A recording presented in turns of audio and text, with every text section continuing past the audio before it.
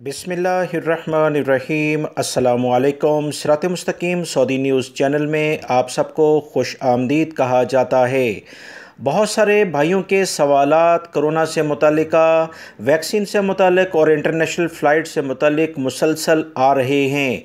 मैं आप तमाम भाइयों से बहुत माज़रत चाहता हूं कि बहुत ज़्यादा सवालात होने की बिना पर और टाइम की किल्लत की बिना पर सबके जवाब नहीं दे पाया, मगर जो सवाल मुसलसल पूछे जा रहे थे उनको इस वीडियो में ऐड किया जा रहा है। पूरी कोशिश होगी कि आपको सवालात के तसल्लीबख्श जवाब दिए जा सकें। भाइयों ने पूछा कि सऊदी अरब से पाकिस्तान जाते वक्त क्या कोरोना का टेस्ट करवाना होगा, तो इसका जवाब है नहीं। दूसरा अहम सवाल पूछा गया कि क्या सफ़र के लिए PCR टेस्ट की ज़रूरत है या किसी और सर्टिफिकेट की, तो बिल्कुल जो हेल्थ सर्टिफिकेट तवक्कलना एप्लीकेशन से आपको दस्तयाब है वो आपने सऊदी अरब से जाते वक्त दोनों खुराकें लेने के बाद हासिल करना होगा, ताकि पाकिस्तान जाते वक्त आपको किसी भी किस्म की कोई मुश्किलात का सामना ना करना पड़े। बहुत सारे भाइयों ने सवाल किए कि नए वीज़ों के बारे में कोई इतलात हैं, तो याद रखें अभी अकामा वाले ही मसले मसाइल में हैं। नए वीज़ों का अभी कोई भी ख़ास तौर पर कोई इतलात सामने नहीं आई। आपको कुछ टाइम अभी इंतज़ार करना होगा।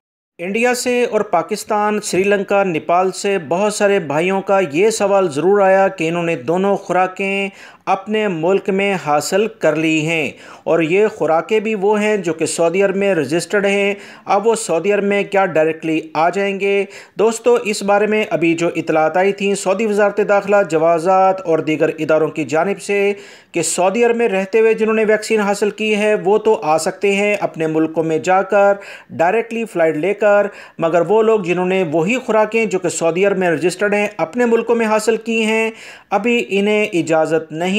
वो दूसरे मुल्कों से वाया करते हुए 14 दिन का क्वारंटाइन करेंगे और उसके बाद सऊदी अरब में आ सकते हैं। यहाँ पर इन्हें होटल में क्वारंटाइन करने की ज़रूरत नहीं पड़ेगी।